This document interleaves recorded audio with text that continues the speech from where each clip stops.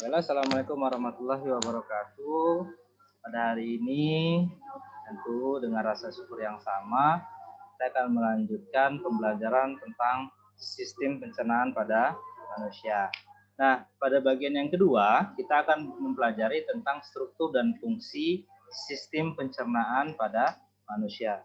Ada 4 subbab yang akan kita bahas. Yang pertama, organ pencernaan utama, organ pencernaan tambahan, proses pencernaan, dan gangguan pada sistem pencernaan dan upaya mengatasinya atau menanggulanginya.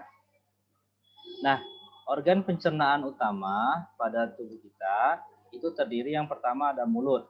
Jadi di mulut ini fungsinya untuk ingesti atau injek makanan dari luar menuju ke dalam tubuh kita.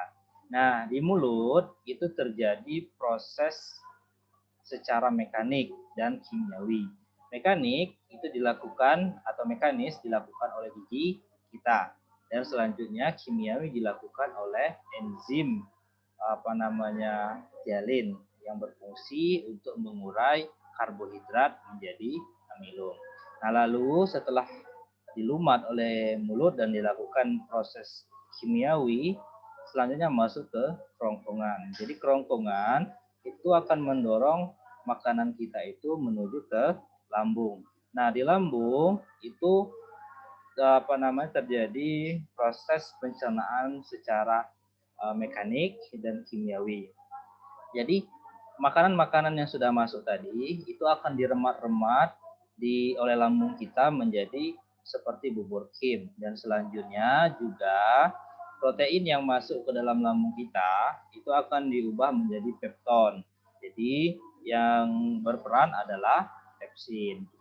Nah, selanjutnya juga setelah itu akan masuk ke usus halus. Jadi masuk ke usus halus, makanan-makanan yang sudah kita lumat oleh lambung itu selanjutnya akan dilakukan penyerapan zat-zatnya.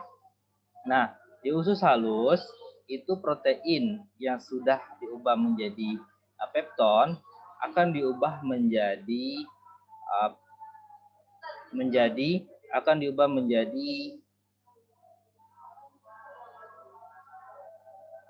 asam amino oleh tripsin. Dan selanjutnya karbohidrat. Jadi karbohidrat yang sudah diubah di mulut kita menjadi amilum itu akan diubah menjadi glukosa oleh enzim amilase. Begitu juga lemak. Jadi lemak yang sebelumnya tidak diproses baik itu di lambung maupun di mulut, selanjutnya akan diubah menjadi asam lemak dan gliserol di fase. Nah, selanjutnya setelah dilakukan penyerapan, absorpsi zat-zat yang diperlukan oleh tubuh kita, selanjutnya akan masuk ke usus besar. Nah, di usus besar ini terjadi pembusukan dan juga penyerapan air, lalu akan dikeluarkan melalui anus. Nah, itu adalah organ-organ pencernaan utama yang ada di dalam tubuh kita. Nah, selanjutnya yang kedua, ada organ pencernaan tambahan. Jadi organ pencernaan tambahan ini dia tidak dilewati makanan secara langsung, tetapi berperan dalam proses pencernaan makanan. Jadi organ-organ ini menghasilkan berbagai jenis enzim pencernaan. Jadi ada hati dan pankreas serta kelenjar lidah. Jadi ada pankreas itu menghasilkan tripsin, menghasilkan amilase, menghasilkan lipase yang berperan untuk mengurai makanan menjadi lebih sederhana dan dapat digunakan untuk sumber energi. Nah, sebagaimana yang saya sampaikan di depan, ada pencernaan mekanis dan ada pencernaan kimiawi. Lalu apa perbedaan mekanis dan kimiawi? Jadi mekanis ini adalah proses pencernaan makanan yang berukuran besar menjadi berukuran lebih kecil atau halus dengan bantuan gerakan alat pencernaan yang terjadi baik itu di mulut maupun di lambung. Yang selanjutnya kimiawi, menjadi proses penguraian makanan dari bentuk yang kompleks ke bentuk yang lebih sederhana dengan bantuan enzim. Jadi kimiawi ini juga terjadi di mulut, di lambung, dan di usus halus. Nah, Selanjutnya kita masuk pada gangguan pada sistem pencernaan dan upaya untuk menanggulanginya. Yang pertama ada karies gigi atau gigi berlubang. Jadi gigi berlubang ini karena adanya gangguan infeksi bakteri.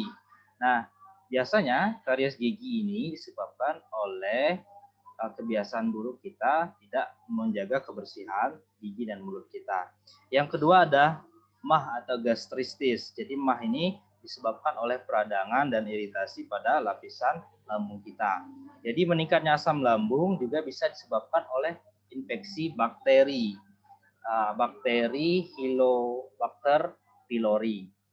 Jadi cara yang bisa kita lakukan yaitu menjaga kebersihan tubuh kita, menghindari makanan-makanan yang memicu asam lemak yang berlebih, dan selanjutnya juga menghindari stres yang terlalu berlebih. Yang ketiga ada hepatitis. Jadi hepatitis ini adalah peradangan pada hati. Jadi peradangan ini disebabkan oleh virus. Jadi virus ini dibawa baik itu oleh bakteri, jamur, protozoa, serta zat-zat yang lainnya. Jadi cara yang baik untuk menghindari hepatitis adalah tidak kontak secara langsung alat-alat makanan yang digunakan oleh penderita hepatitis pada kita, dan selanjutnya menjaga kebersihan tubuh dan menjaga tubuh kita tetap stamina setiap harinya. Lalu ada appendicitis atau usus buntu. Jadi appendicitis, usus buntu, dan selanjutnya ada diare. Diare juga disebabkan oleh bakteri yang ada pada makanan kita. Nah, diare ini cara yang paling tepat yang bisa kita lakukan adalah menjaga kebersihan tubuh kita, menjaga kebersihan makanan yang kita makan. Terus yang terakhir ada konstipasi. Jadi konstipasi itu adalah kondisi feses yang keras. Jadi kondisi feses yang keras ini karena kita kekurangan serat dan juga seringnya menahan buang air besar. Nah, ketika kita sering menahan buang air besar, yang terjadi adalah penyerapan air di usus besar menjadi lebih tinggi. Nah, ketika penyerapan airnya lebih tinggi, maka feses kita akan mengeras, dan situlah sulit untuk dikeluarkan atau terjadinya konstipasi. Nah, demikianlah pembahasan kita tentang struktur dan fungsi pada sistem pencernaan manusia. Pada intinya, kita harus menjaga pola makan kita, memastikan makanan yang kita makan itu sehat dan higienis. Demikianlah untuk materi hari ini. Sekian dan terima kasih. Wassalamualaikum warahmatullahi wabarakatuh.